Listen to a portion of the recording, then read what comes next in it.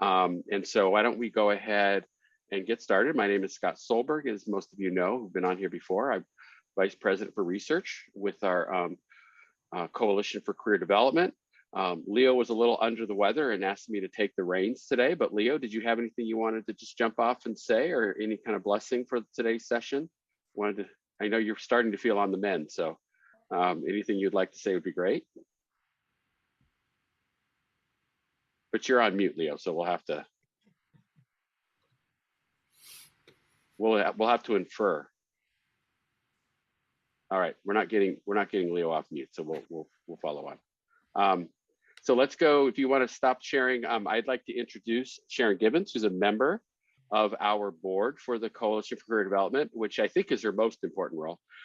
I think she might say, or the rest of the country might say, that her most important role is president now of the National Career Development Association, which we're so proud to have her on our board because of that perspective and the work she does in the whole career advising area. So what better person to kick off this pillar today's conversation around career advising than Dr. Sharon Gibbons. So Sharon, if you want to introduce our first speaker, then you're going to come back and talk some more after we get rid of this person. No, he's a dear colleague of mine, Spencer Niles. So we banter like this all the time. So I also want to say, Sharon, before you do it is amazing, by the way, we do not have time to go through Spencer Niles' resume, which is not a resume, it's a book. The awards, the international acclaim, he is one of the most highly esteemed career development professionals in the world. So, and I'm not saying that lightly. You're getting me nervous. That's his standing. And so it's such a, when I saw he was going to be on our docket today, this is going to be a real treat for everyone. So Sharon, why don't you take it away? Absolutely. Thank you, Scott. Today, we're actually going to talk about perceptions from working America to create sustainable career development systems. And again, I'm Sharon Gibbons, the president of the National Career Development Association, and I'm certainly honored to have Dr. Spencer Niles here with me today. I was wanting him, of course, to go after me because he's definitely hard to follow. He's a hard act to follow. So he is past president of the National Career Development Association, but actually to me, he's been an awesome mentor. So I have to say that, and I appreciate you, and just thank you for presenting with me today. And so just a little bit of information about the National Career Development Association, for those of you who may not be as familiar with it, that we are the largest career development organization within the States and globally. And we're going to begin talking today about something that's become very, very important to us, and it's the Harris Poll. And what the association has done, it commissioned the Harris Poll to conduct a national survey of working America. And this poll assessed the perceptions of today's workforce on the effectiveness of career development practitioners, the need for expanded workforce, training opportunities, and the hardships implicit in selecting, changing, or getting a job, particularly in this current economic climate. The feedback was very clear.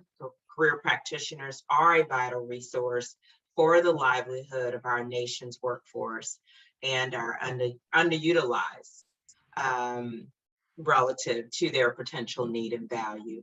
And I appreciate Dr. Niles is going to explain further. He's been very instrumental in us actually facilitating this survey. So I look forward to hearing from you now. Thank you, Sharon. And I am going to share my screen. And hopefully that is sharing now. Should be anyway. So thanks very much. It's wow, Scott. Gosh, I'm going to pay for that introduction, I know. But thank you very much, and thank you, Sharon. It's always a pleasure to be working with you. And I want to do. You're going to think this is like quid pro quo or something. It really is not. But I just, I was involved with the coalition early on when I was NCDA president, and if you would have asked me then, okay, 2021 is going to keep going, I would have probably put the money on the probably not side. And I think a big part of its sustainability, because I know what an uphill slog it is in this respect. I do a lot of career development work internationally, and we're just like awful, frankly, we being the United States compared to what's happening in a lot of other countries. And you can come up with a lot of reasons for that, which are kind of rationalizations, frankly. But Scott and others, Leo, others have really leaned in to take this straight on to address this gap that I think exists in the area of career development in the United States. So kudos to them, Scott. I'm so amazed and impressed with your engagement and your commitment. It's humbling, really. And so, in fact, the last time NCDA did a survey with Harris, which was 2011, I think you, Scott, were involved in some of the write-up of that, along with David Bluestein, and so I'm sure as you look at this, the results from the current survey, you'll see a lot of similarities in terms of what was found then and what was found this time. So I decided to just simply, because I don't have a lot of time, to just simply do some highlights from the Harris poll. You can find all of the slides, all of the results at ncda.org, and a fuller paper there. There actually are 2 papers, 2 webinars, I think, and all the slides related to this if you want to dig in a little deeper related to this, which I think is certainly worth doing.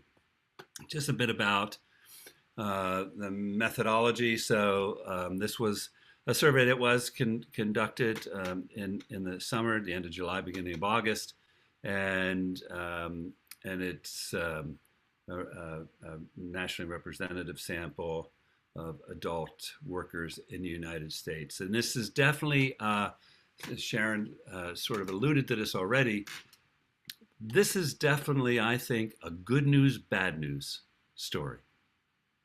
And the good news is there is good news. That's the good news. But here, we started off right here. And so this is not one of those things, for whatever reason, and I think it's important to really consider moving forward with any sort of career intervention group. Really important to consider up front why it is such a mixed bag of results, because this is not one of those, you build it and they will come, because we have data here saying that ain't the case. The good news is that people who work with career specialists, they have good things to say about what that experience was like. The bad news is that very few people actually end up doing that. Very few people. And ironically, on the other side of that, over half, the majority say, you know what, in retrospect, I wish I would have worked with a career specialist in my last career transition, but only 10% have done it. And interestingly, a small percentage, but of those who have worked with a private career specialist, say, hey, they were very helpful. Excuse me, they were very helpful in this process of helping me navigate my career transition. So again, the worst case scenario would be say, very few people used us.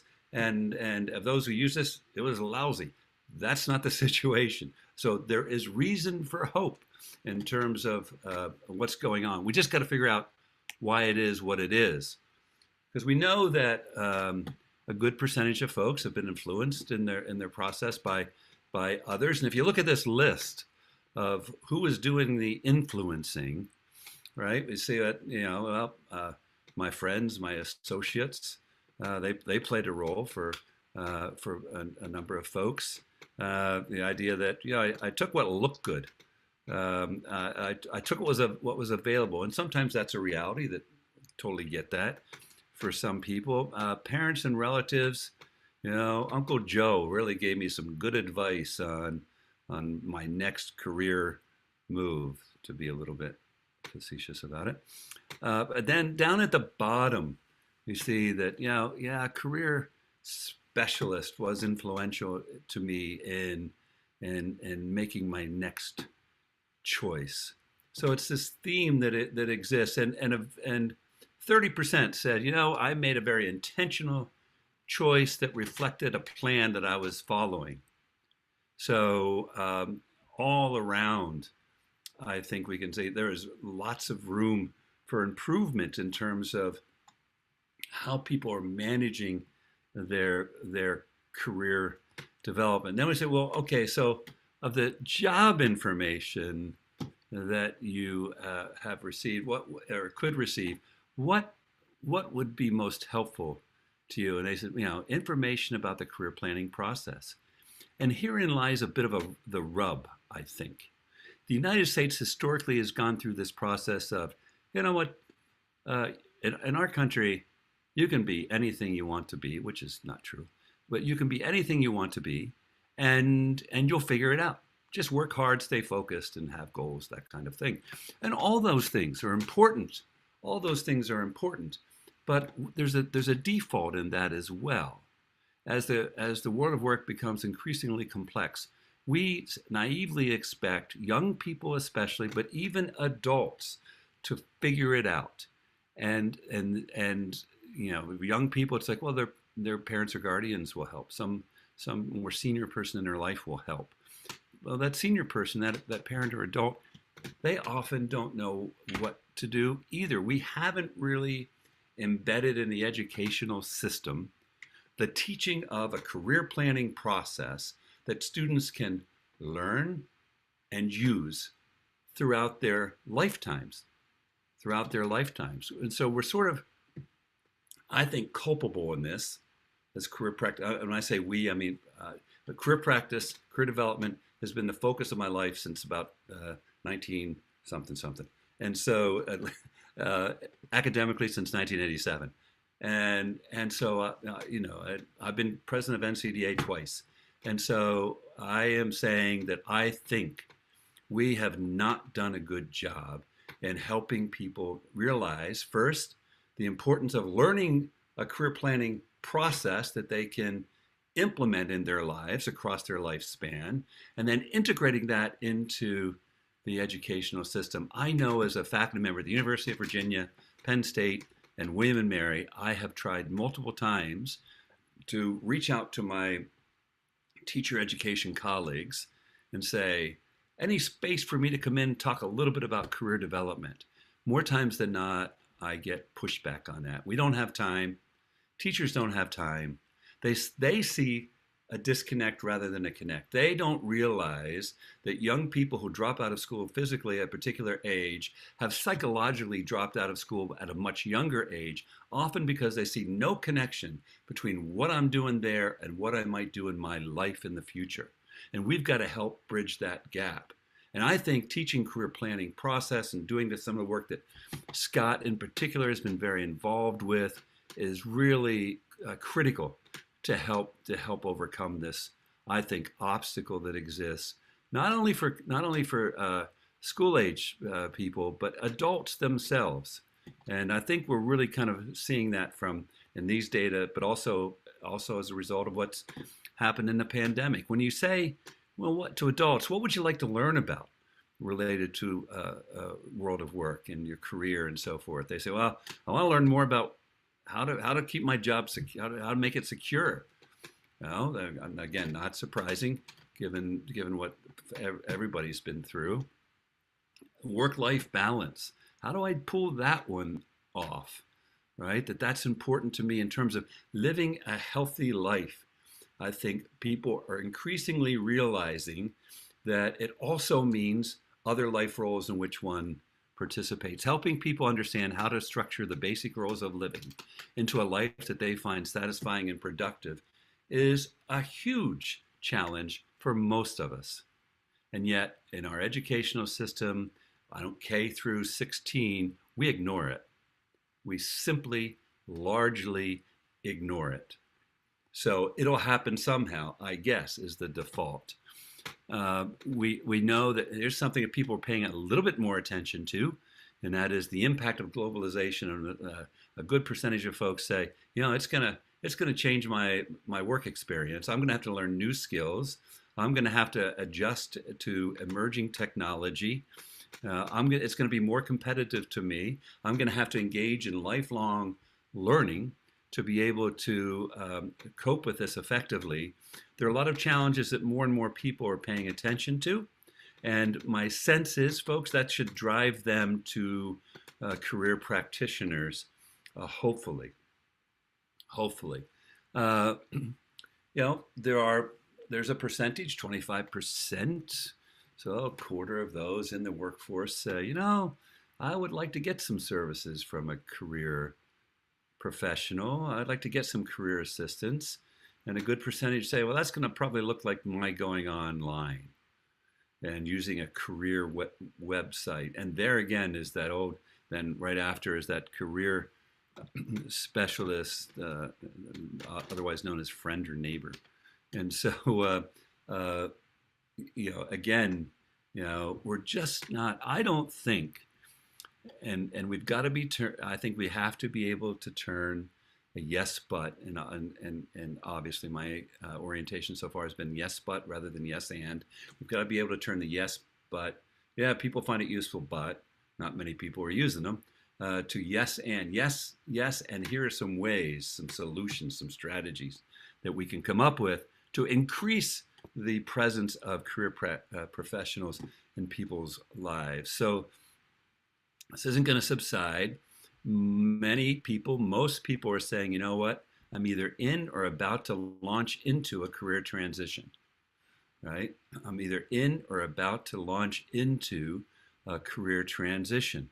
And the pandemic has certainly had an impact on my career, especially if I'm a person of color, more so than white workers.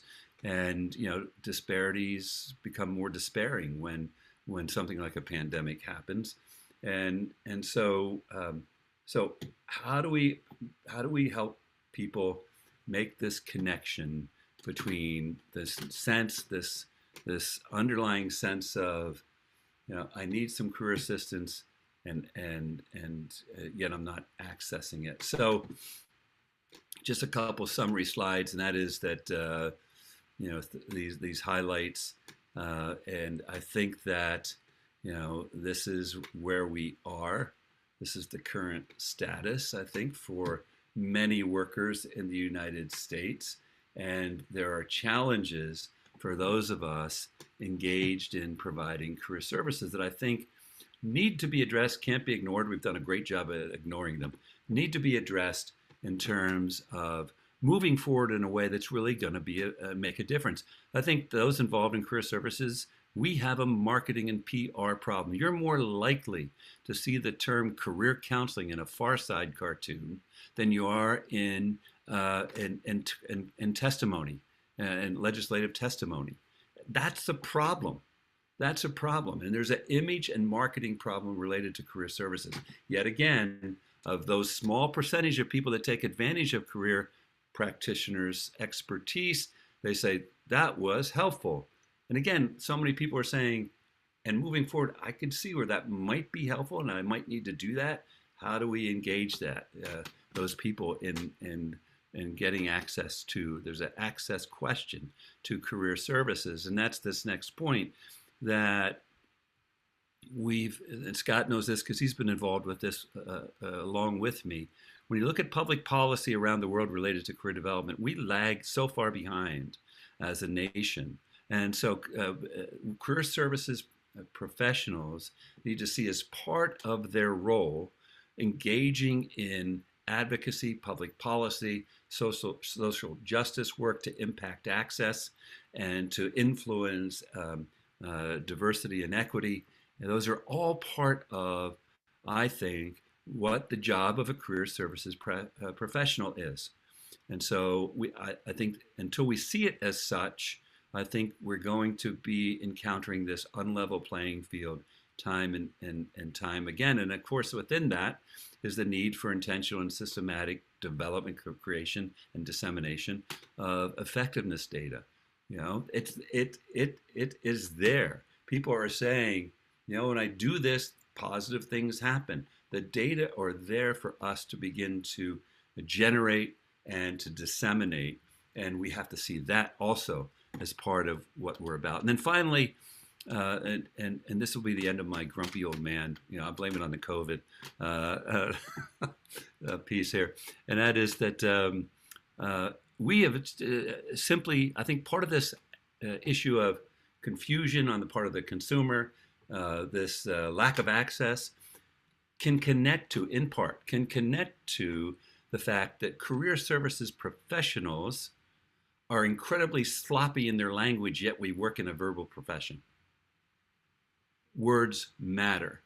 So what does it mean? If I say to you, what does a career counselor do versus a career coach versus a career advisor, for instance, just to keep it there, right?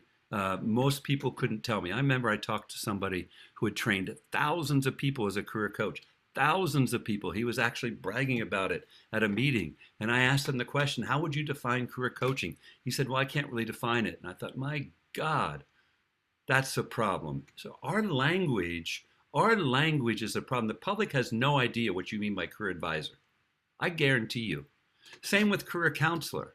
So being precise in our language in terms of what do we mean? What differentiates one from the other? Because there are differentiators that are huge, that are hugely important, but yet we are not precise enough in the language that we use. We use these terms of convenience often, and they have real implications. You know they're connected to training. You know they're connected to competencies, right? But we're not clear about that. So I think these are some of the challenges, but within it, there's all kinds of possibilities, because I do believe that the work that we do makes a difference in the lives of the people that we serve, a huge difference. And people are telling us that. The message is within the data. And so I think growing that message and growing the impact that we have can make a huge difference. And I really do thank the coalition for your commitment. It's remarkable for your commitment to achieving that important goal for our citizens and our country. So thank you very much.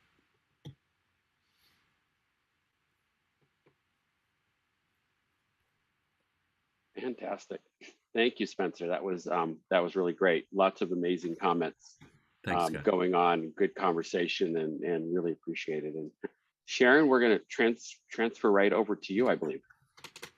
Okay. So we'll stop sharing and give you the control. Okay. Sounds good.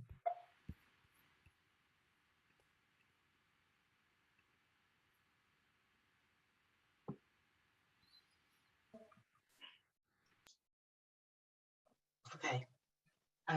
Thank you again, Scott, and thank you to the coalition, because you know what I'm actually going to share and just talk a little bit more about actually connects to the data that was actually yielded in this study in terms of the benefit of having career advising and career development infrastructures, particularly in schools. And so I thought, just to kind of remind us that, you know, career exploration and guidance is critical in the formative years. This is where, and I get really passionate about, I think this is where it needs to start. But it seems like it only can be done with a commitment from legislative entities and then substantiated with resources, because we definitely need the resources. But there has to be a level of advocacy and policy making for this to actually be implemented.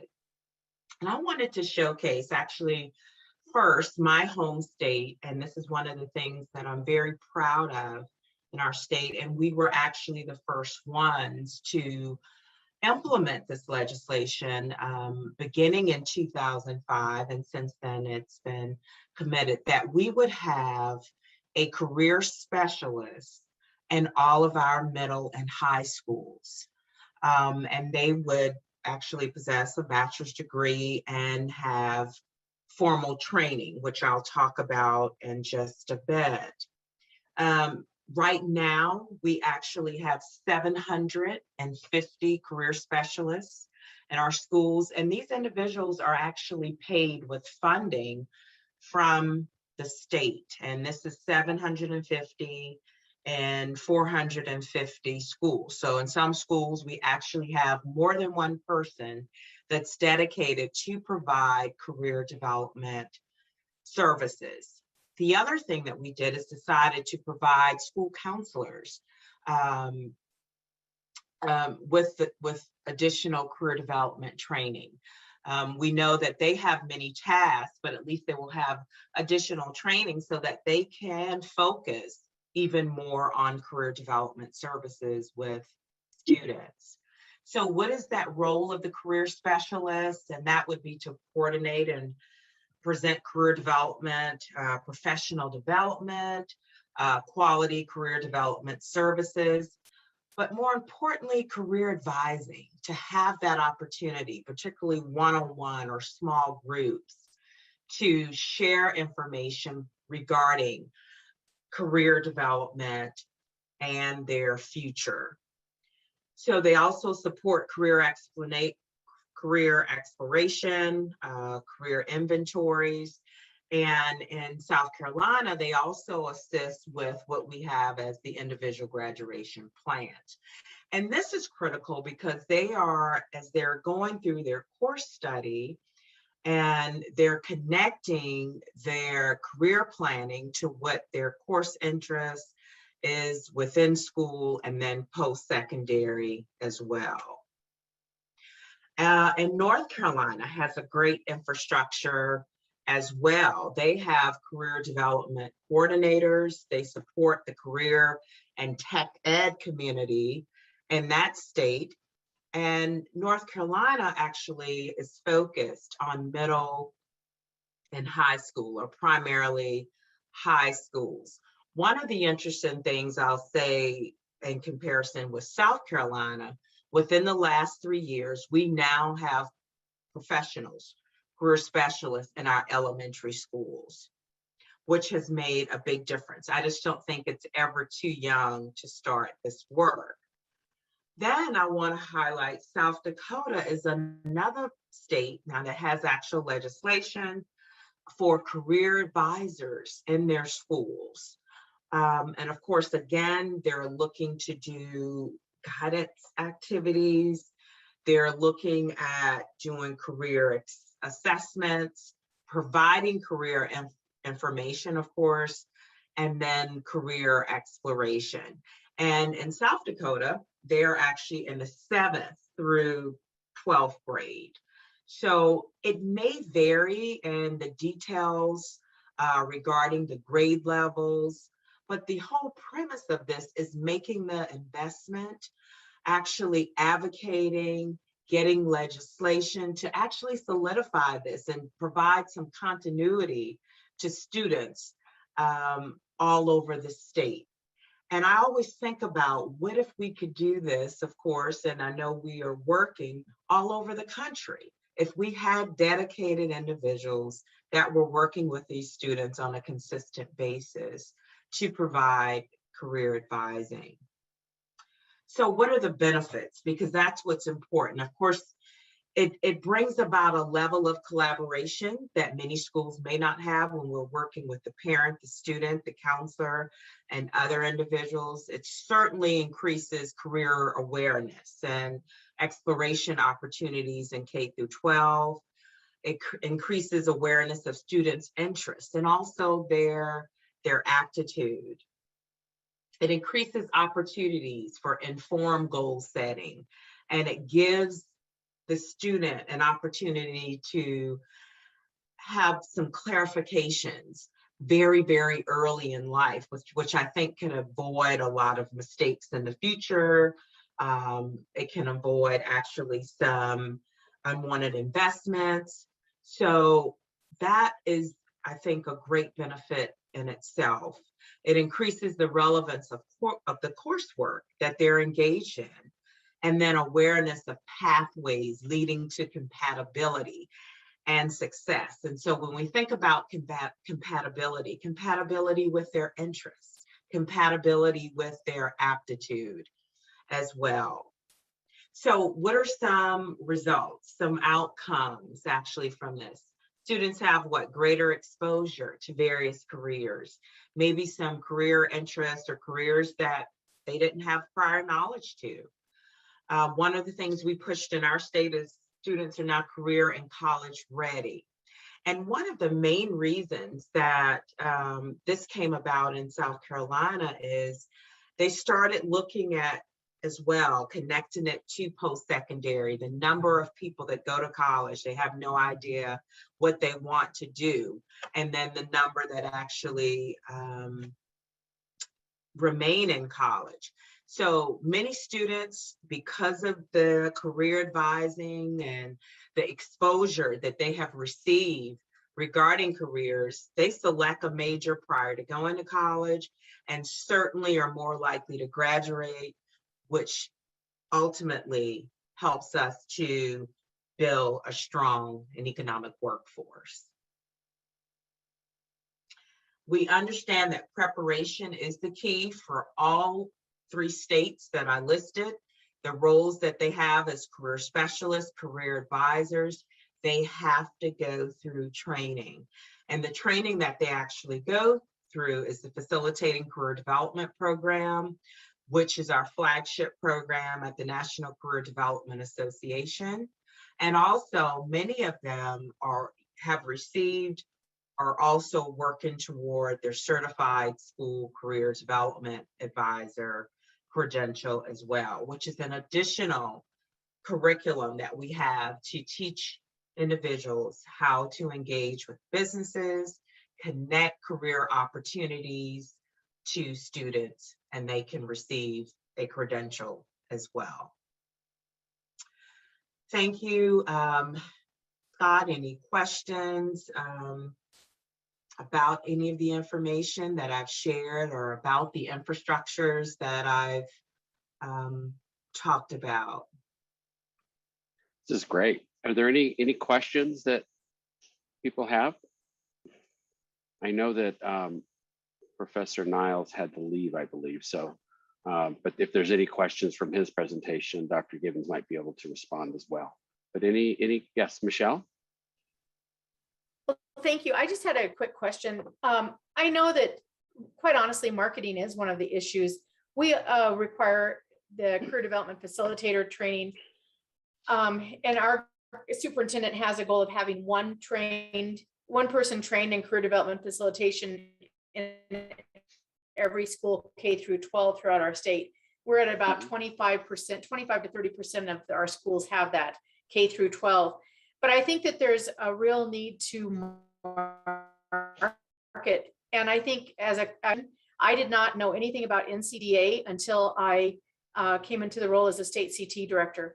So I am just wondering if NCDA has considered or might be considering some national public service announcements, some sort of national marketing to put this on people's radar. It's a good question, and it's interesting that you say that. One of my goals during my tenure, and we're already looking for a new marketing firm, because a lot of it, like Skip said, is the message. A lot of people don't know about the National Career Development Association or the work. It's also one of the reasons that we decided to complete another Harris poll, and we're pushing that out. We've done a few public service announcements about that, but we need to do more. But I think overall career development has to go through some sort of rebranding where people can really see the full value. We think this study is certainly going to help with that, but I think it's the message and a lot of people just not knowing the value of what the career development services offer. Great. Other questions or comments? Thanks, Michelle. Which state are you from?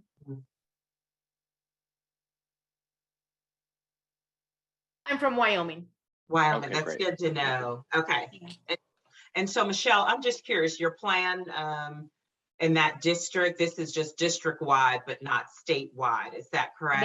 No, it's statewide. It is It's statewide. statewide. Superintendent. Okay. Yep. Okay, great. Okay. All right. Other questions or other comments? We're all good. All right. Okay. Well, why don't we move on? And thank you, Robin. We're gonna do a couple of intro comments, and then we're gonna have we have a couple of really exciting exemplars, if you will, of systems that are taking all this into account. And what I want to first start with is just a preliminary, is hitting off of what we've just heard, that when Professor Niles says there's a problem with our language and how we discuss what career is, right? Is a career specialist, facilitator, coaching, management, all of these different terms.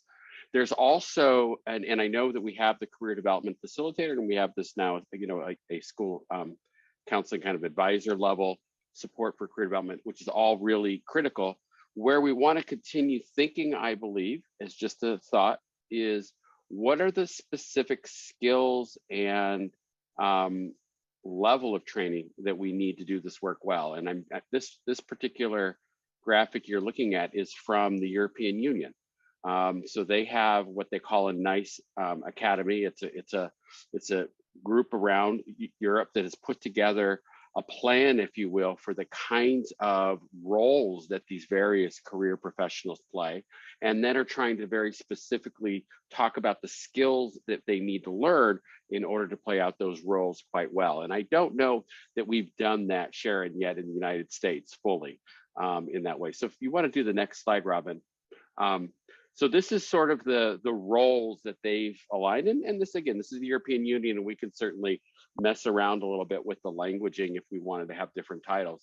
But they're talking about a career advisor and a career professional versus a career specialist. And I think it would be a really interesting exercise to think about where our current career development facilitator fits within this versus a trained counselor, right? So we have a professional counselor with career training, and then the specialist seems to be this next level. And you talk about marketing, you talk about evaluation, there's some additional elements to go with it. But I like this kind of model of showcasing degrees of skill sets, because I know this has been Leo's big focus in our coalition as well, is to really increase the professionalization of this role, to try to bring more credibility to the individuals doing this. And I think we need to have more tiered levels then of training in order to make that happen. Next slide, Robin. And then this is kind of a nice way of then looking at what the various differentiated kinds of skills would be for those different arenas that they've identified in being a career guidance counselor. And I think if anything, it's a map, right? And I think having this kind of map would be something we could do in the United States. And certainly we can also collaborate with our colleagues in Canada who have been doing this as well, to think about how we can start to increase more levels of training beyond. So if for the career facilitator, many have a bachelor's degree, but you don't need to have a bachelor's degree to get there. So what would be the advanced skills we might be wanting to consider when we start looking at a graduate degree, you know, as a master's and then a doctoral level and those kinds of things. And so we'll be working as a coalition starting January in thinking through some of these skill sets, but also how we can create more access to the professional development needed to get there. So we'll do that. That we'll be starting to map that out in January. Robin?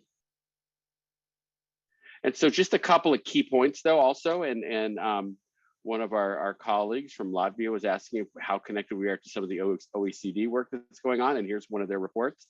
We mentioned a little bit of this the last session we had, but just to remind us, the access to the personalized career and academic plan experiences. So you've seen we need access to career advising, and this is one way it happens, especially in the K through 12 market area.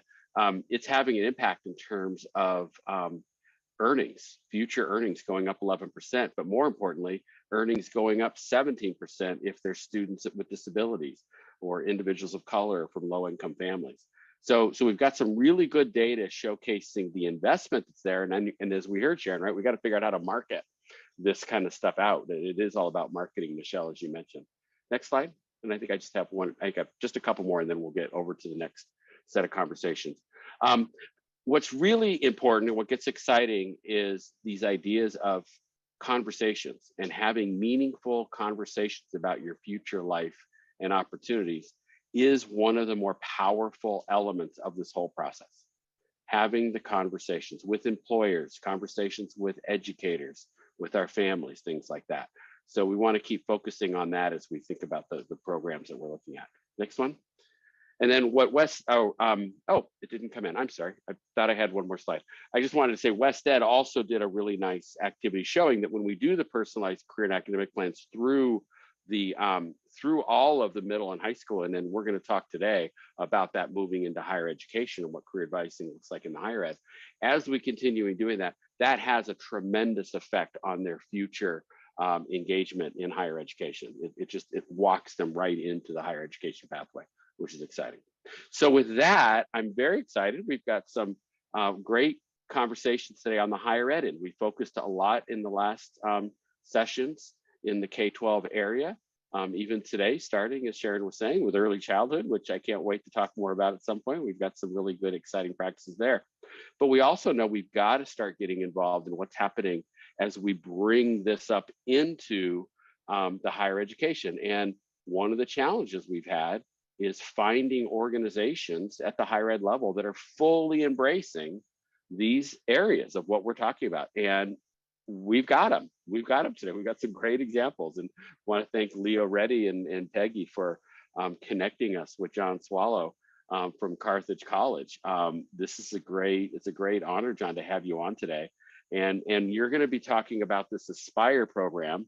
And this is a comprehensive 4-year career development program, which is so exciting. So every year they're in their undergraduate, they're getting solid career development. I'm excited to learn about it so I can bring it to my university as well.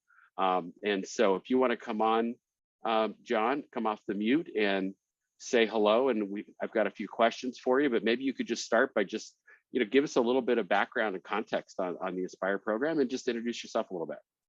Sure. Thank you, Scott. It's great to be with everyone here today and to talk about the Aspire program, which we're in the 3rd year of rolling out. So just to say, it's a 4-year comprehensive career development program for all of our students.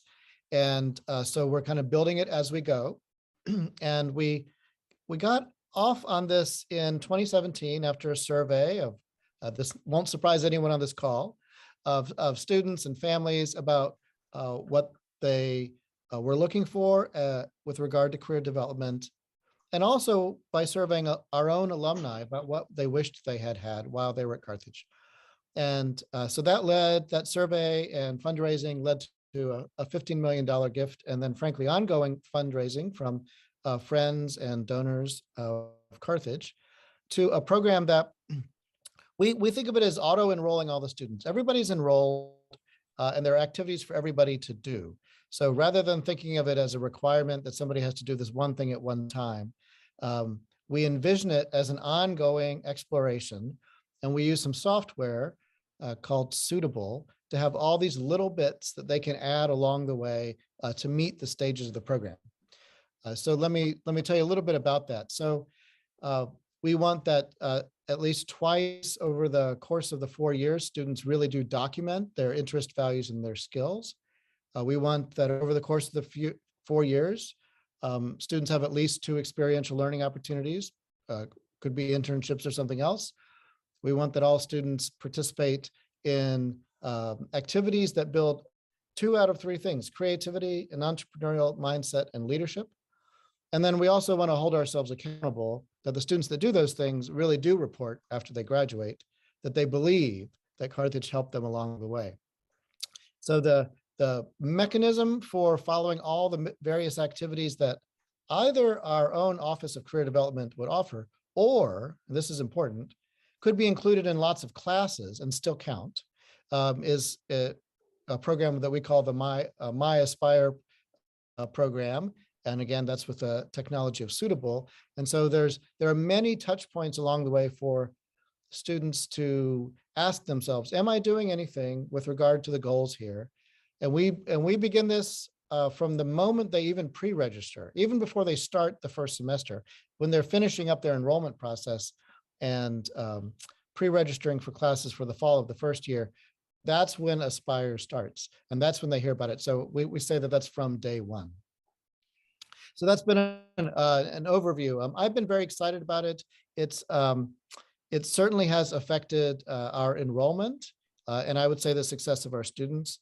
61% of our enrolling students say it had a positive impact on their decision to come to Carthage. So we're very happy about that. And then as we build this out, again, being in the third year of rolling it out, we are going to be looking for some significant impact on how it affects the lives after graduation. Back to So you, John, Scott. back to me. Wow, I've got so many questions. I mean, I want to know who these funders are. We want to go talk to them. That's fantastic that you've got such investment going on. So you haven't described Carthage College, and I apologize. We should have given a little context, right, about that. And so in your next comment, if you could hit a little bit on that. But I'm curious about what was the problem you were wanting to solve, right? What was it that you found? Was it around student engagement or success? What was it that drove you to design the program? Right. So first, yeah, so we're a somewhat small private institution in Kenosha, Wisconsin. So 2,600 undergraduates. And the problem we wanted to solve, I think there was two aspects of that. One, it was pretty clear in the surveys of our alumni that being educated for a career was part of their intent in coming to Carthage, and they didn't feel they had enough career preparation. So we certainly heard that loud and clear. And the other problem we wanted to solve is that our observation was that our own students were not accessing our existing office. So before the Aspire program, we did have a career office, but students frankly weren't using it very much. And that's on us to create the environment where they do use it. And frankly, we started using this word unavoidable, so that rather than waiting for people to come to the office, we insert this in classes, we insert it in other activities, so that really wherever they show up on campus for an activity, like they can't avoid the Aspire folks, and the Aspire folks will tell you how this is part of your career development. Wow, that's fantastic. Phyllis King, you're going to talk in a little while in our next session, but just give you a heads up. When I was at UW Milwaukee, that was our problem, right? The Career Center was saying, how can we get more visibility? And so I worked with them on just looking at the basic functional design. There was no out-facing component, right? No one could see them. And I also said, why don't you go out to where the students are? And so they started creating, they'd have this little box that would be in the residence halls, and they could go in, open it, sit down, and here I am, ready to give service. So this whole kind of redesigning how we engage with our student community is so exciting when you do it. And you've got, I'm sure you also use students to deliver part of the services as tutors and different things, and their energy and creativity is fantastic and really good stuff. So so that's fantastic, John. And then so you're about to, I recognize 3 years in, you're just going to start looking at some of the outcomes, but what are the learning kind of objectives, if you will, or the learning outcomes you'd like to see? What is it that first year student, if we're successful with Aspire, what are they going to be? What have they developed? And then the sophomore, junior, and then the senior years. Right. So in that first year, they should be engaged with the career office, meet with a career specialist. They should sign up for Handshake, which is how internships and jobs are really advertised throughout southeastern Wisconsin, which has been an achievement to get 18 schools on the same provider. And then they would start attending events that had to do with creativity, leadership, and entrepreneurial mindset. The second year, they really should focus in on finding and choosing an internship. What does that mean along the way? How much networking do they need to do? How many people do they need to meet? We'd like them to at least have reached out to 3 people. And then by the third year, they should have found their first internship, and we would like them to have 2. They should be reflecting on what they learned in the workplace. How is that adding up against what they wanted to do? Again, are they completing the creativity, leadership, or entrepreneurial mindset part? And then, for the fourth year, they should be ready to go to apply. I mean, there shouldn't be like they should be prepared. And so that's what we want to see when they get to the fourth year. Fantastic. And then I've got another big one for you. I think this is probably the proof in the pudding. How are you getting faculty engaged, and how are you gaining their buy-in for this? Because obviously it should support their practice, but change is very difficult for us faculty, right? Yes, and that's a really good point. So we're a liberal arts to professional institution, by which I mean we have everything from English and history and math all the way to social work, education, and business. faculty, the further you get to professional faculty, the more they're completely bought in. I mean, there's almost nothing new here. Like, yes, of course, yes, always. We do this in our classes. Happy to sign up. And as you get more into the social sciences, it's a question. And then frankly, the folks in the arts and humanities, not actually the art, because they know that art students need a backup plan if they don't become the theater actor. But I would say that our faculty as a whole believes in the idea. And that was reflected in the fact that when I asked them, could we do this? Could I get their endorsement? They endorsed it 99%. That was huge. So at a large level, there's willingness, but now we need to go department by department. And I would say that's where the real work is. We have a fabulous Aspire Center director, Lisa Hinckley, and she does reach out very intentionally. She goes to departments, finds a liaison, talks to them openly about how to incorporate the pieces, the expertise, and the pieces of this plan in different courses. So that finally, again, it's this unavoidability that if there's a major in English, because they have to take certain courses in English, they're going to encounter certain pieces and it all just works. So to the extent that she is successful in every department, then we really will build the environment for this. And it won't feel like an add-on, which was our worry, that we don't want this to be just bolted on the side. We want it to be integrated into all the majors. Wow, that's really fantastic. And just one quick question. You have funding. What is it that the funding is supporting? So as we've mentioned already on this call, so it's one thing to have the content and the expertise. It's another thing to make sure that you have enough marketing, even internal marketing on campus. Are we getting out to students with social media? Are they aware of the activities? Do we show up? And then also, do we have enough data? And can we mine the data to see if we're doing the right thing? And so some of the recent funding has been to build out our data capacity in that office, so that we can track more what students are doing, what activity, and then start asking ourselves, what did we miss? Who didn't show up? How can we reach them in different ways? Cut that information by majors or even residence halls, and then really try to dig in on it. It's fantastic. Really, really exciting, and can't wait to hear more about the impact as you start to study how it's going. I bet there's a lot of intended but unintended outcomes that are going to be really exciting to see, right? And you've already started mentioning it in terms of students wanting to go to a college that's going to support them in these efforts. So it's a great marketing strategy for the institution. All right. Thank you, Scott. Oh, thank you. So now we got a fancy word, M cubed, which I'm sure our participants will help us understand. You got to have fancy titles these days and acronyms, but I'm really excited. We're staying in Wisconsin, right? It's the way it works sometimes. A lot of cool, innovative things happening there. And one of the really exciting innovations, and I had the privilege of hearing them talk about it when it was on the ground floor.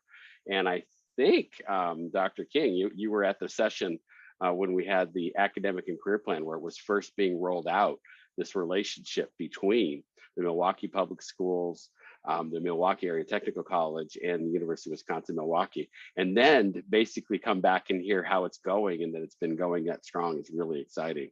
And so, so maybe we could start with you, Dr. King, and then we'll go to Dr. Gonzalez de Jesus, and then John Hill. We'd love to hear your perception down into the K-12 system as well. But maybe talk a little bit, since I think you have been there the longest in this process, what this M cubed is about, and kind of what's the UW Milwaukee take on it. Yeah, thank you, Scott. It's great to be here. So M cubed is a concept that's really about bringing together the three urban public institutions in Milwaukee. So that's Milwaukee Public Schools, Milwaukee Area Technical College, and the University of Wisconsin-Milwaukee to leverage their resources. And here's the exponential part. So M cubed, exponentially improve education outcomes for the city. So it really grew out of, this is since 2015. And it grew out of a time period where there were three new leaders, coincidentally in 1 year, in those three institutions. So there was a new superintendent, there was a new president of the 2-year, and there was a new chancellor of the 4-year.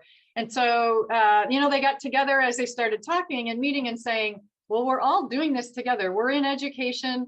And our mission is really to transform the city and the region through education. So let's streamline this and let's make it real student-centric. And so they did that. And together they said, they took this oath, as they called it, and they said, let's increase retention, graduation, and career success of our students that will strengthen our economy for the region. So it was a big, it was a big move, and it's a bold move, and I have to say that it's going really well. So what we collectively represent is well over 100,000 students, and what we created was a framework where we have executive sponsors, so that's each of those three, and then we have administrative leads for each institution, and those are the three of us on this call today. And so we were tapped to work collaboratively across institutions, across those three, to identify real specific goals and strategies for our collective work, and then come up with metrics and monitor our progress to get to this point. So I can tell you that we have lots of great metrics, and we have a dashboard. We now have an interactive dashboard that we will be able to monitor all of our progress, not only at the high level of retention, graduation, but we're getting into this career area, the work-based learning, and we'll be able to measure, everything and all of that. So very excited. We were very excited. So we're actually to the point now where we call ourselves an M-Cubed family.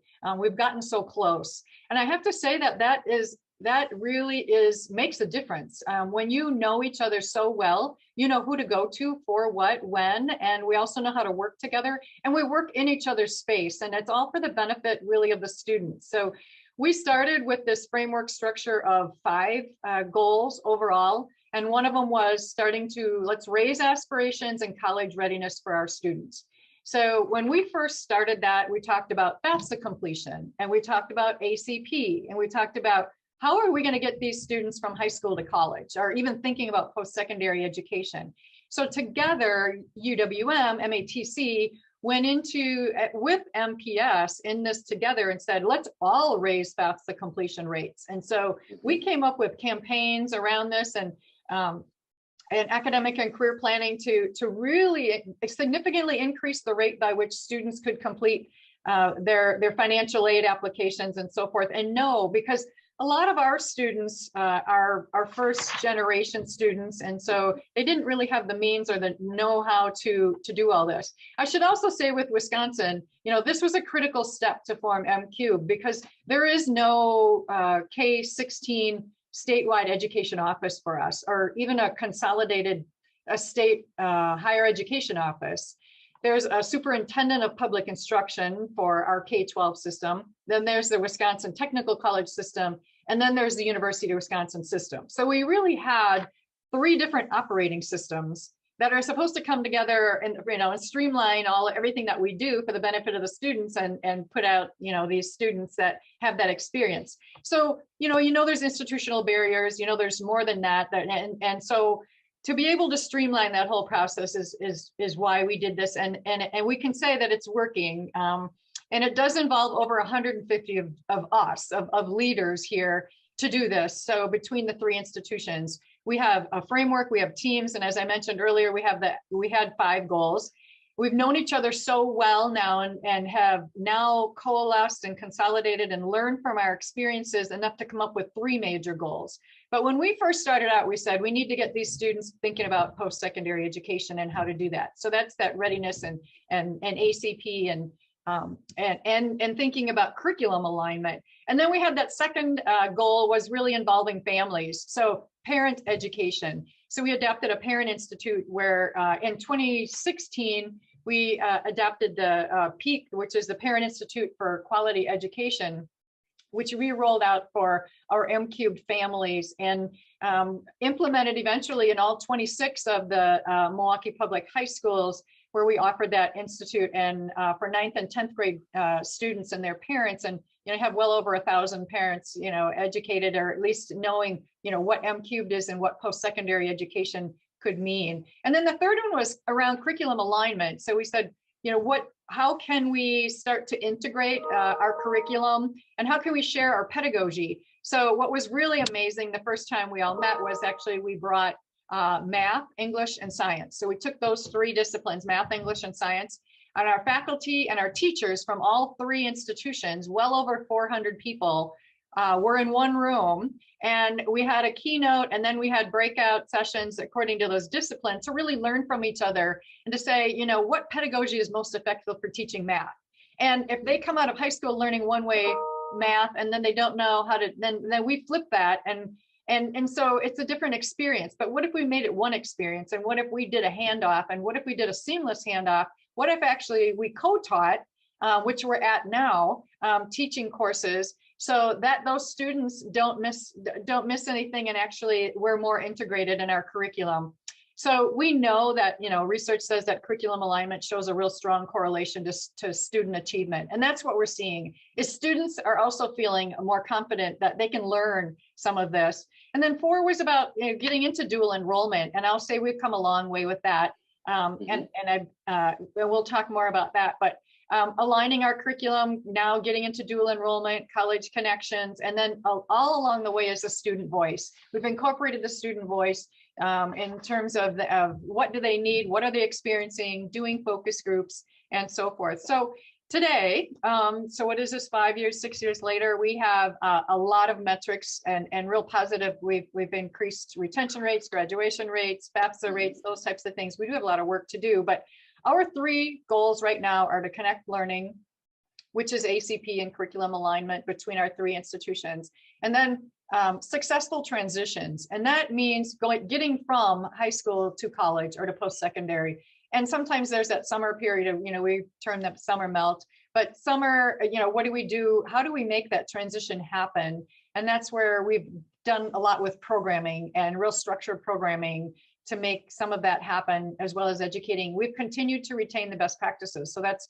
educating parents, giving that summer transitioning. And then lastly is driving completion. So what you're talking about right now with career readiness, creating opportunities for work-based learning, internships, and some of that experiential learning, so that every student that leaves college has an experiential component to their curriculum.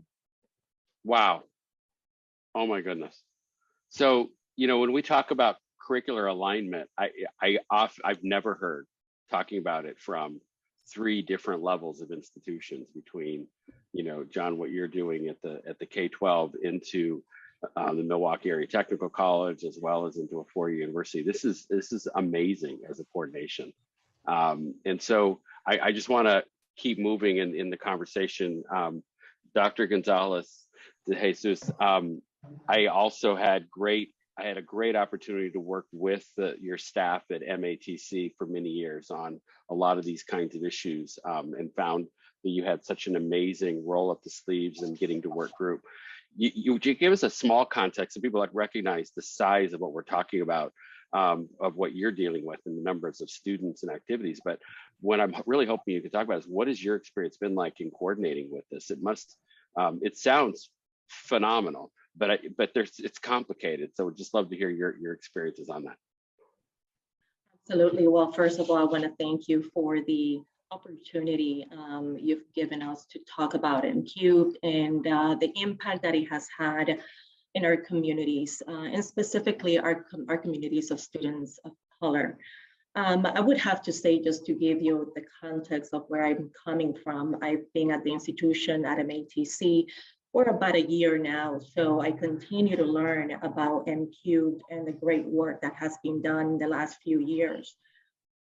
In terms of the complexity and the number of students that we deal with at this point, we have about 120 of the students that we are serving right now through MCubed, and that is up from 30 in our first year. So again, I want to point out that although 120 may not appear to be a lot of students across the areas that we're serving, when it comes to bringing everyone together at the table, when you're bringing in advisors and counselors, our communicators, our teachers, our principals, our schools, again, it's very important to ensure that the data that we're getting is consistent with what our neighbors for example, at UWM are seeing, right? So again, we want to make sure that we are connecting the dots, that we communicate with one another monthly, and at times more than once a month, just to ensure that the work that we're doing is in alignment with the priorities and the intended outcomes of MQ. So having said that, I wanted to briefly go over some of the outcomes that we have been able to achieve. Our success, we started to see the success in the fall of 2020, when 72% of MQ College Connection grads entered college right after high school. This exceed the national college enrollment rate.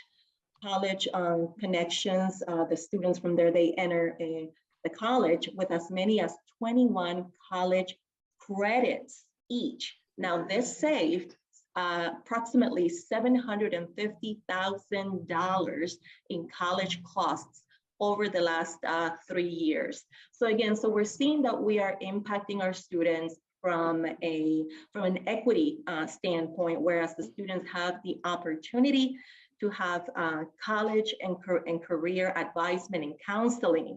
But they also have the opportunity to take their courses while they're in high school and then save the funding so that when they get to college, actually, they have already received approximately 21 of their credits from high school, all while they were in high school, thus saving them quite a big sum of money. Furthermore, we conducted over 300 FAFSA events. FAFSA, that is the free application for federal student aid. We conducted about 300 of those last year across the MPS schools and across the county, just to make sure that both our parents and students had information on how to complete the complex FAFSA form, right? Many times, because it is an online form, many do not have access to a computer or a laptop or to the internet. So again, it's explaining the process, going through point by point as to what is it that our parents and students would need should they wish to access the FAFSA funds. One more thing that I wanted to share is Phyllis had indicated that we continue to run through the pandemic, the Milwaukee Parent Institute, the MPI, right? So what I like about this is that we're not only going to reach out to the students and the teachers, right? But we're also reaching out to the parents, the households. So throughout the pandemic, we conducted a lot of workshops to help our parents understand the process of what is it like to attend and pursue a college education. So more than 100 of the parents of the students that we have, they participated in online workshops. That's about 100 of them. And now this year, we are having MPI workshops that will take place both in person and online. So again, overall, it tells you that we're meeting the needs of the communities that we serve, not just from the standpoint of the students and the instructors, right? Because we bring them together through professional development opportunities, right? Whereas 400 of them came together earlier this past year to go over the alignment of the curricula. And one of the things that they actually were able to go over was how to teach for equity and inclusion in an online environment. So again, those are a few of the things that we've been doing to achieve equity across the board with instructors, with students, and then we're closing the loop with the families that we're serving. At the end of the day, once I have the student with us, we're also bringing in, we're really needing the parents, because this is about transformation. If we want to transform the city, the county, and the communities that we serve, it starts with the family, with the community, right? So this is not just about the student, this is closing the loop, 360, right? We're going back to the parents, to the homes, and we're also bringing them in so they understand themselves that college is also a possibility for them as well. Mhm. And just helping the whole family get their imagination wrapped around the future. And that's just so amazing. And 300 FAFSA workshops, absolutely amazing. And I know that around the country, we're having a real it's a major critical issue, but what a way to get back into it. So Dr. Hill, and while we have Dr. Hill speaking, Phyllis and Nadine, I want to come back to you around the kind of career advising components of the work you're doing. Just not necessarily that it's all there, but what are you hoping, or what would it look like? And as you've listened to this whole conversation about our country and where we are with it, what is needed. So I do want to close in that space if we could, to talk more about that. But Dr. Hill, wow, what an amazing thing to be part of. And I spent 7 years working with Milwaukee South and Milwaukee North and a couple of other of your schools. And so very much a part of my experience and really great memories. But just the fact that all of this is happening and the district as large as yours kind of connecting to it, I'm awestruck. What's your sense of this whole thing? Well, good afternoon, everyone. Thanks for having us. It's been a very positive experience to connect the three institutions. It certainly has had its challenges. As Phyllis mentioned earlier, we are part of three separate systems. And, I like to say to people, you always hear, oh, break the rules, that type of thing. It's easy to break rules, but the real success is making something happen within the confines of the rules of your various institutions. So I would say that has been something that we've had to work at. Our legal teams, when we have our students going to the different campuses, as Dr. Gonzalez de Jesus mentioned, the MQ College Connections program with the 120 students. Those are students that are on MATC and UWM campuses pretty much full time. So, we had to kind of navigate FERPA, HIPAA, all of those things which are different in K-12 versus post-secondary. In terms of even when we talk about like logistical challenges, pre-pandemic, we were taking our 10th graders to MATC for a day of career pathway exploration.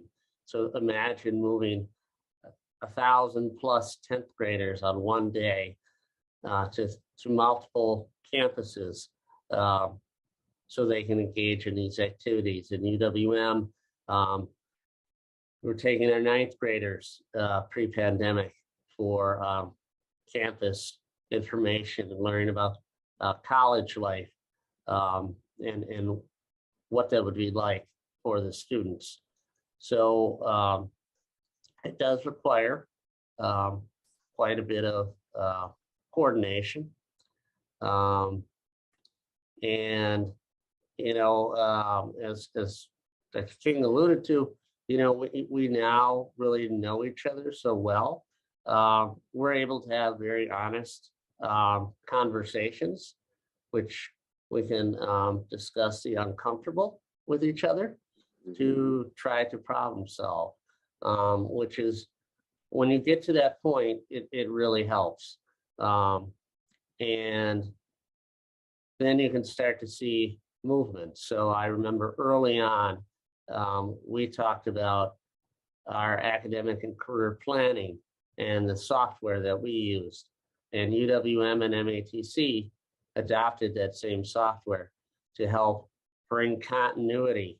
It was called Career Cruising, now it's called Zello, but to bring that continuity to the students, to allow them to transfer that career portfolio they were developing 6 through 12 for us, and then being able to utilize that in post-secondary. So I would say those were a number of the challenges, and we're starting to definitely see some of the rewards or fruits of that labor. Some you see sooner than others.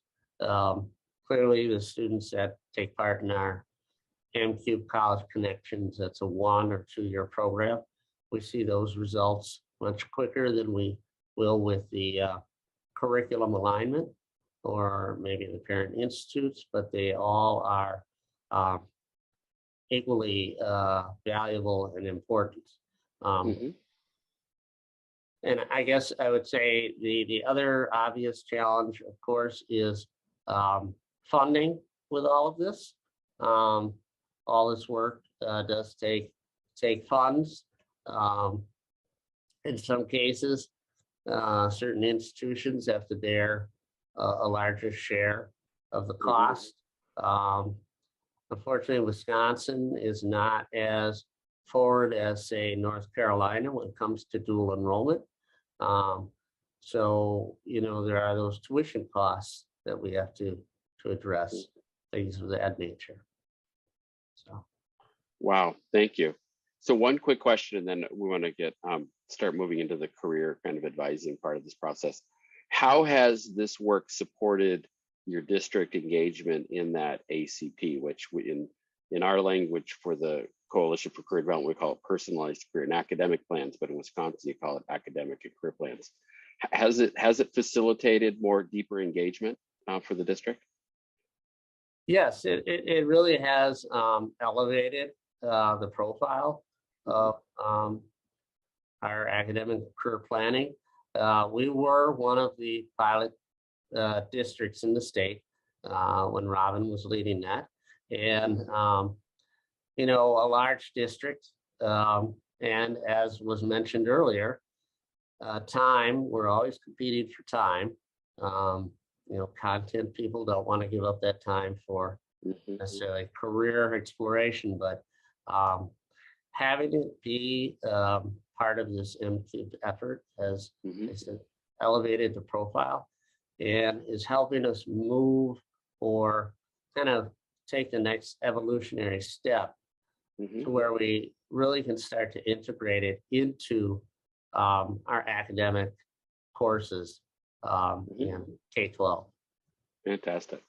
So I think the next question is kind of just, where do you see the career advising piece in it? And I don't know that we always mean that there needs to be a formal counselor that one sits down with, but the advising is, how are these conversations and encouraging mentoring kind of conversations taking place, and how are people getting involved, and, you know, orientation for that, things like that? I can jump in if that's okay with my colleagues real quick. Okay, so at MATC, we have a group of people whom I call them, they are my idols right now. They're doing such a great job. And what I like about the work that they're doing is that they have their students take courses, right? But a lot of the students that come through, for example, they have no idea exactly what it is that they want to study. So they're taking a lot of electives and this and that. So these are the students that we call the undecided, right? You are right, you know, you are exploring. So as the students, as they explore, they meet with a career coach in our career hub, right? With the framework that we now have, the academic guided pathways, it is helping us to approach the coaching that we give to students through a career pathway approach. So we have 7 pathways. One of those are the general education pathway, healthcare pathway, manufacturing, construction, and transportation, the STEM pathway, and so on and so forth, right? So they are connected to each of the pathways. And what I like about that is that once they take their inventory, you know, we go over the results. And then once they're sent to a pathway, the pathway office is equipped with the resources as well as with the people that will help the student take that next step, right? Which is to declare a major or a program of study. There we have a retention coach. We have the academic advisor that helps plan out the steps and the courses that the students would need to take, right? Having said that, however, what happens when students are in the classroom, right? How are we going to retain the students? How can the student actually have real life experience or understanding, or of what it is, the context of what it is to be an accountant or to be a nurse, right? That's when we have our faculty mentors. So the faculty, they volunteer as mentors of our students. And what I like about that is that now it is a holistic approach. We're approaching the students from a career pathway perspective, but we also have our counselors that are taking care of all of the other areas that our students may face, and that's our retention coach through the Student Resource Center, housing insecurity, food insecurity. We address those things, but then we go back and we connect the students to the workforce by offering them the opportunity to chat and to engage one-on-one with their mentors, who are the instructors that we have at MATC. So those are some of the ways in which we are engaging our students across the board at MATC throughout the district. Wow, and I just have to say, it's just so exciting to see someone in your position so excited about career development, able to articulate exactly why it works, what makes it work, and just nailing it, the really important points here. So exciting. Thank you so much for the work you're doing, because this is just really amazing. And the students that are involved must feel so taken, so cared for and supported. And those parents must just feel so much relief as they're delivering their students into the system. Just fantastic. Dr. King, what about at the UWM end? Do you have a parallel kind of process going on in terms of getting access to that advising process? Yeah, so we have, at least with MCube, we're connecting with MATC, as well, and with MPS. So, one of the goals in MCube really is to grow opportunities for work-based learning. So we have a large employer base in Southeast Wisconsin, and if we're all approaching them separately and asking all these, different asks of them, how do we coordinate that? And so part of what we're doing is really to strategically collaborate on work-based learning across the three institutions.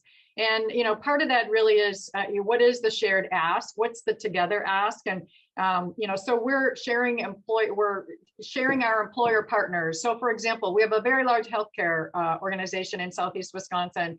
And so we're saying, if we wanted to grow your diverse talent pipeline here, here's how we can do it. We have these students in health academies and MPS, and maybe they go on to, this pathway through MATC, and then they through UWM. But along the way, we have the same healthcare partner. We have this healthcare organization that's feeding this system all along the way, and it becomes one system. And students can stop off or jump in anytime through these upskilling or reskilling or on ramps and off ramps, whatever you want to call them. But there's a way they can see their path from K-12 through higher ed and with employment. And it could be a connect, learn and earn, or learning and working at the same time, which a lot of our students do. But what we're trying to do here with MCube, or what we are doing, is engaging employers early now, and then realizing that there's a career pathway. The students have a career pathway with an institution and career ladder, with the growth of their own education and through their own pathway. We've also, we have an advisory council, and we're adding employers to our advisory council now. So they are the employer voice now at the table of education, and so they're informed now that MCubed is working on work-based learning, and then what can they offer us, what we offer them, and how does it mutually benefit both parties? And of course, they're looking for talent that we have, and we're looking for the experiences and the exposure and the applied application of that knowledge that students are learning in school. So it's a win-win. And what we're also doing now is connecting our staff with MATC staff and with MPS staff, so they're learning together about career readiness and how to do this in one system. Fantastic. So Dr. Hill, we're gonna be closing soon. You get the last word. I'm curious about it at your end as well, how the career kind of advising process, or the conversations, the meaningful conversations that we're knowing are so important, how they're taking place, and maybe what supports you're needing in such a large district, given limited funding, right? I mean, I know that's got to be a challenge too in staffing. but what are some things that you have going on, and what would be really helpful for you as you're thinking through this process? Sure, that's a excellent question. I did drop in the link or in the chat a link to our website about our academic and career planning at the K-12 level. So for us, one of the at the K-12, one of the big challenges, and that's where the joint ask is beneficial with our business partners, is finding enough opportunities for students to engage in work-based learning. Taking on a high school student is a big responsibility, and we're aware of that. And we're so thankful to the business partners that step up to do that. So we've really been exploring other ways to try to make that happen. The pandemic kind of forced our hand a little bit with virtual panels for our students. We do a lot of mock interviews, just trying to really make sure students get exposure beyond the, firefighter, police officer, teacher, doctor, nurse, careers. And so that's where we have really worked at trying to increase the visibility of our academic and career planning process and the importance of it, and trying to connect that with students understanding, there's more beyond high school. I have to think about that. I'm not just going to college. I need to be going with a purpose. That's right. Thing. So. Fantastic. Well, thank you. Well, I want to thank everyone in this last minute. And if Spencer Murray is able to keep this open, those of you, I know we all have hard stops, and if you need to go, please do. And if there's some of you that want to stay on for a few minutes, we can certainly hopefully follow up with some resources or questions as they might come up, because I know we've gone right to the full hour and a half. But I really want to thank you, Dr. Gibbons, and and Spencer Niles, who's not able to, who had to leave early. He apologized in an email. He was back to back with things, but really great to hear some of the national issues and challenges around career advising and getting access and the need to market ourselves better. But I just want to also thank John and Dr. Hill, Dr. King, Dr. Gonzalez de Jesus, and Dr. Swallow for taking some time to really help us see what a private university can look like when it just really embeds the career development throughout. But then this major effort that is so exciting to see between a large district and a large public institution, MIT. You didn't tell us, Dr. Gonzalez de Jesus, you didn't explain that you're like the largest in the country when it comes to the technical college world. It is absolutely massive, the work you're all doing. And then to have UWM right next door, which is, all of these are just great institutions working so hard, and the people that are in there really working hard to make this work. So just so excited to have a chance to showcase and hear the work. We've recorded the session, so we'll get that out to everyone. Thank you to Spencer Murray for all the work behind the scenes and getting this going, and the follow-up work as well. And have a great week, and hopefully, and I will have a great break, because we'll get back on the other side and for our next policy session. But really want to thank everyone for attending. And like I said, we'll stay on for a little bit, but I know that a lot of you have hard stops and want to honor that, but also don't want to just abandon everyone as well.